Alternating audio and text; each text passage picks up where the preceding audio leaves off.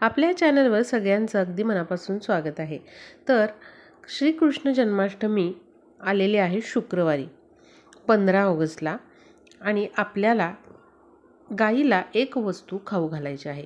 लक्षात घ्या, कृष्ण जन्माष्टमीचा तुम्हाला उपवास करणं नाही शक्य किंवा तुम्ही उपवास करू शकत नाही, तर नक्कीच तुम्ही ही वस्तू जन्माष्टमीला गाईला खाऊ घालायची आहे।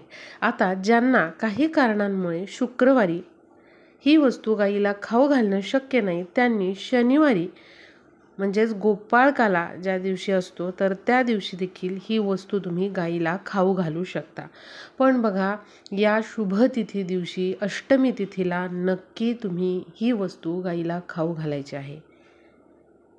तुमच्या आयुष्यामध्ये कितीही अडचणी असतील, संकट असतील, त्याचबरोबर एखाद्या कामामध्ये तुम्हाला यश मिळत नसेल, तुमच्या कुटुंबाची प्रगती थांबलेली असेल किंवा एखादी इच्छा फार दिवसापासून तुमची अपूर्ण आहे, ती पूर्णत्वाला जात नाही आहे, कामं रखडलेली आहेत, तर तुम्ही अष्टमी दिवशी ही वस्तू गाईला खाऊ घालायची आहे।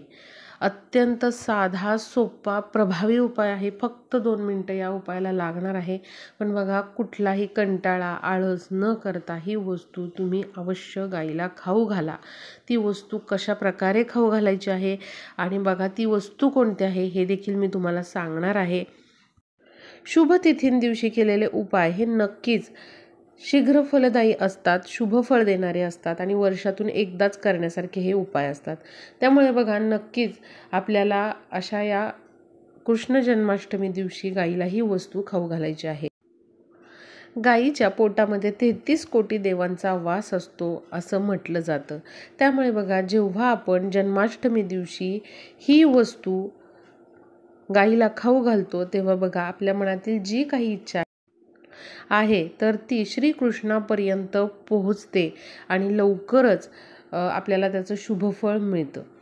आता बघा, श्रीकृष्ण हे भगवान विष्णूंचे 8वे अवतार आहे आणि श्रीकृष्णाची सेवा आपल्याला करायची असेल किंवा श्रीकृष्णाला म्हणजेच भगवान विष्णूंना जर प्रसन्न करायचं असेल, तर बघा, गाईला ही वस्तू जर तुम्ही खाऊ घालाल जन्माष्टमी दिवशी किंवा गोपाळकाल्या दिवशी, तर बघा याचं शुभफळ तुम्हाला नक्कीच प्राप्त होणार आहे। भले तुम्ही उपवास करू नका जन्माष्टमीचा किंवा कोणता काही बाकीचे जे उपाय आहेत तर ते करू नका, पण ही वस्तू फक्त तुम्ही खाऊ घाला, याचं नक्कीच शुभफळ आपल्याला प्राप्त होत असतं।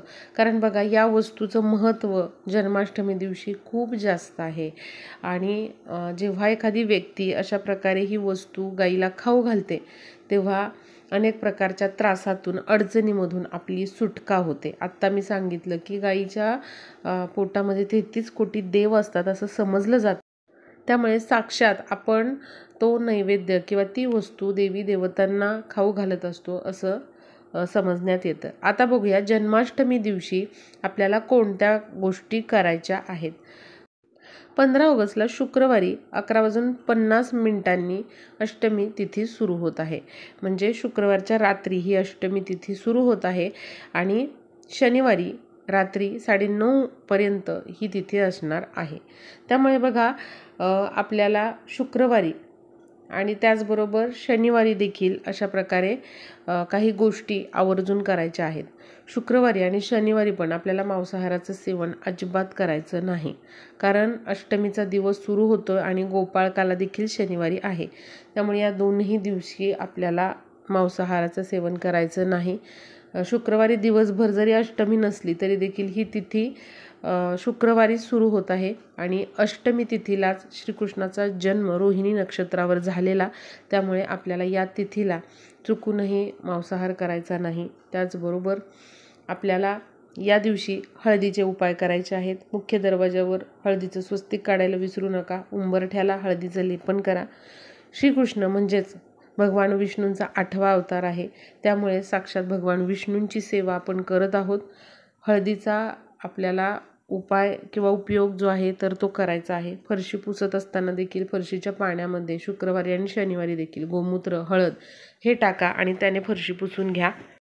श्रीकृष्णाला तुळशीपत्र अर्पण करायचं आहे। व्यंकटेश स्तोत्राचं पठण करायचं आहे। विष्णू सहस्त्रनामावलीचं पठण या दिवशी आपल्याला करायचं आहे. शुक्रवारी आणि शनिवारी दोन्हीही दिवशी आपल्याला अशा प्रकारे हे पठण करायचं आहे. ओम नमो भगवते वासुदेवाय नमः या मंत्राचा जप करायचा आहे. तुळशीसमोर आपल्याला सकाळ संध्याकाळ गाईच्या तुपाचा दिवा अवश्य लावायचा आहे. घरामध्ये कापूर हा जाळायचा आहे. घरातील वातावरण प्रसन्न ठेवायचं आहे. तर या काही गोष्टी आहे आपल्याला करायच्या आहेत. उंबरठ्याचं पूजन अवश्य करा. उंबरठ्याला हळदीचं लेपन करा. त्यावर हळद कुंकू याने उंबरठ्याची पूजा करा. उंबरठ्याजवळ एक दिवा प्रज्वलित करा. तर या गोष्टी आपल्याला शुक्रवारी पण आणि शनिवारी देखील या दोन्ही दिवशी करायच्या आहेत. वर्षातून एकदाच येणारी ही तिथी असते, त्यामुळे बघा असे काही कामं जे आहेत तर ते आपल्याला करायचे आहे. अंघोळीच्या पाण्यामध्ये हळद, गंगाजल, गोमूत्र हे टाकून तुम्ही अंघोळ करा. बघा या गोष्टी जेव्हा आपण जन्माष्टमी दिवशी करतो तेव्हा आपल्या मुलाबाळांची प्रगती होते, आपल्या कुटुंबाची चांगली प्रगती होते, आपल्या घरामध्ये सकारात्मक ऊर्जा वाढीस लागते. त्यामुळे या गोष्टी आपल्याला अवश्य करायच्या आहेत. आता बघूया की गाईला आपल्याला कोणती वस्तू खाऊ घालायची आहे. तर देवघरासमोर आपल्याला एक छोटासा पाट ठेवायचा आहे. तिथे आपल्याला सुरुवातीला विष्णूंचं पूजन करायचं आहे. आपल्या देवघरामध्ये जी श्रीकृष्णाची मूर्ती आहे तर मूर्तीवर दुधाने, पाण्याने, हळदीच्या पाण्याने अभिषेक करून घ्यायचा आहे. ओम नमो भगवते वासुदेवाय नमः या मंत्राचा जप करायचा आहे. त्यानंतर तिथे तुम्ही मूर्ती जी आहे तर ती ठेवायची आहे. तुम्ही मांडणी केलेली असेल पूजेची तिथे ठेवा, किंवा जिथे तुम्ही रोज श्रीकृष्णाची मूर्ती ठेवताय तिथे ठेवली तरी चालेल. श्रीकृष्णाच्या मूर्तीला आपल्याला तुळशीपत्र अर्पण करायचं आहे. आता गाय वासरूची मूर्ती तुमच्याकडे असेल तर ती घ्यायची आहे. ती स्वच्छ पाण्याने धुवून घ्यायची आहे आणि गाय वासरूच्या मूर्तीला हळद, कुंकू, अष्टगंध लावून घ्यायचं आहे. सुगंधी फुलं ही तुम्हाला अर्पण करून घ्यायची आहे. गाय वासरूच्या मूर्तीला पिवळी फुलं अर्पण करून घ्यायची आहेत. श्रीकृष्णाला देखील पिवळी फुलं, तुळस, गाय वासरूच्या मूर्तीला देखील तुळस, पिवळी फुलं ही अर्पण करून घ्यायची आहेत. बघा हे पूजन करत असताना देवघरामध्ये तुपाचा दिवा लावायला विसरू नका. आणि त्यानंतर धूप, अगरबत्ती हे लावून तुम्हाला वातावरण प्रसन्न करून घ्यायचं आहे. आणि अशा प्रसन्न वातावरणामध्येच हा उपाय करायचा आहे, कारण प्रसन्न वातावरणामध्येच देवी देवता हे आकर्षित होतात. तर अशा प्रकारे आपल्याला श्रीकृष्णाची पूजा करायची आहे आणि गाय वासरूची पूजा करायची आहे. लक्षात घ्या, तुमच्याकडे गाय वासरूची मूर्ती नसेल तर तुम्ही या जन्माष्टमीला नक्की शुक्रवारी गाय वासरूची मूर्ती जी आहे तर ती घरामध्ये आणा. यामुळे घरामध्ये सुख समृद्धी नांदते. आपल्या मुलाबाळांच्या प्रगतीसाठी अतिशय हे चांगलं आहे. घरामध्ये कुठल्याच प्रकारची नकारात्मक ऊर्जा राहत नाही. त्यामुळे गाय वासरूची मूर्ती नक्की तुम्ही आणा. आता बघा आपल्याला काय करायचं आहे, तर एक आपल्याला हळदीचं पान घ्यायचं आहे. हळदीचं पान हे आपल्या ज्योतिषशास्त्रामध्ये अत्यंत महत्त्वपूर्ण असं समजण्यात आलेलं आहे. यामध्ये साक्षात विष्णूंचा वास असतो, त्यामुळे हळदीचं रोप देखील घरामध्ये लावलं जातं. ज्या घरामध्ये हळदीचं रोप असतं तिथे माता लक्ष्मी अखंड वास करते. आणि बघा सकारात्मक ऊर्जेने भरलेलं हे पान असतं. त्यामुळे छोट्या साईजचं जरी आणलं तरी चालेल, पण अवश्य हे हळदीचं पान जे आहे तर ते तुम्ही शुक्रवारी सकाळीच आणून ठेवा. आता काय करायचं आहे, आपल्याला तिथेच एखाद्या ताम्हणामध्ये हे पान ठेवायचं आहे. पान आणल्यानंतर स्वच्छ धुवून घ्या, ते कोरडं करून घ्या. आणि बघा आपल्याला काय करायचं आहे, ते पान एका ताम्हणामध्ये ठेवायचं आहे. एका खोबऱ्याच्या वाटीमध्ये आपल्याला थोडेसे भिजवलेले पोहे घ्यायचे आहेत आणि थोडीशी भिजवलेली चणा डाळ घ्यायची आहे. हे तुम्ही थोडंसं भिजवून ठेवा आधी. चणा डाळ थोडीशी भिजवून ठेवा आणि पोहे अगदी थोडासा पाण्याचा हबका मारून तुम्हाला हे भिजवून ठेवायचं आहे. आता त्या खोबऱ्याच्या वाटीमध्ये भिजवलेले पोहे, भिजवलेली चणा डाळ हे ठेवायचं आहे. आणि ही खोबऱ्याची वाटी तुम्हाला त्या हळदीच्या पानावर ठेवायची आहे. त्याचबरोबर एक केळ देखील तिथे ठेवायचं आहे. आता तुम्हाला काय करायचं आहे, हातामध्ये एक तुळशीचं पान घ्यायचं आहे. त्या पानावर तुम्हाला थोडीशी हळद लावायची आहे. उजव्या हातामध्ये हे पान घ्यायचं आहे. देठ देवांकडे करायचं आहे. तुमची इच्छा तुम्हाला 3 वेळा बोलून दाखवायची आहे. आता समजा धनप्राप्तीची असेल तर धनप्राप्ती, धनप्राप्ती, धनप्राप्ती आणि त्यानंतर 1 वेळा तुम्हाला व्यंकटेश स्तोत्राचं पठण करायचं आहे. आणि हे जे पान आहे तुळशीचं, तर ते तुम्हाला श्रीकृष्णाच्या चरणापाशी ठेवायचं आहे. आणि त्यानंतर पुन्हा तुम्हाला तेच पान उचलून जो नैवेद्य तुम्ही दाखवलेला आहे हळदीच्या पानावर, त्या पानावर ठेवायचं आहे. काही वेळ हे साहित्य तिथेच राहू द्या जिथे पूजा मांडणी केलेली आहे, किंवा देवघरासमोरच राहू द्या.